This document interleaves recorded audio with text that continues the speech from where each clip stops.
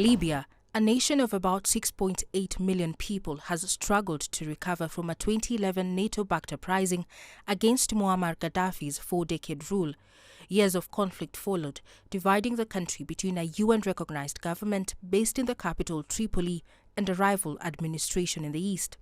A ceasefire in 2021 brought hope. The UN brokered agreement, sought to establish interim institutions, and elections were planned later that year. However, the votes were postponed indefinitely over disagreements on the legal framework under which they would be held. Speaking to the Security Council on Monday, the UN's special representative said an eerie calm was now hanging over the country. Libya's guns largely remain silent, but it is neither stable nor at peace. Against the backdrop of persistent foreign involvement, regional changes, and growing economic headwinds, we must collectively seize the opportunity to achieve a lasting political settlement. The UN support mission in Libya said reconciliation efforts were being hindered by political divisions. She said too many players were acting independently and not in the national interest.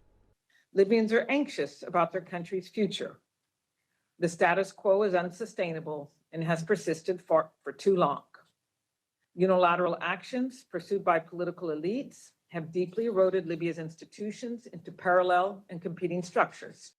Looking ahead, the UN mission says it will convene a committee of Libyan experts and try to put the country back on the path to democracy. Through the plan, the UN says it hopes to restore stability, unify and strengthen institutions, and foster inclusivity among political and cultural groups. Libyan diplomats remain hopeful it can work.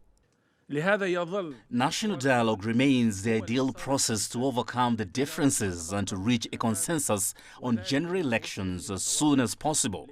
Such consensus will address the pending issues to develop electoral laws that can be achieved and implemented. Despite some structural issues, experts agree that Libya's economy had been doing very well before the civil war, and the UN says the potential is there for the country to become a beacon of stability and prosperity for the Mediterranean region and beyond, but only if a long-lasting political settlement can be reached.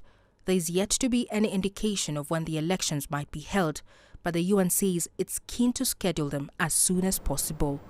Caroline B., CGTN.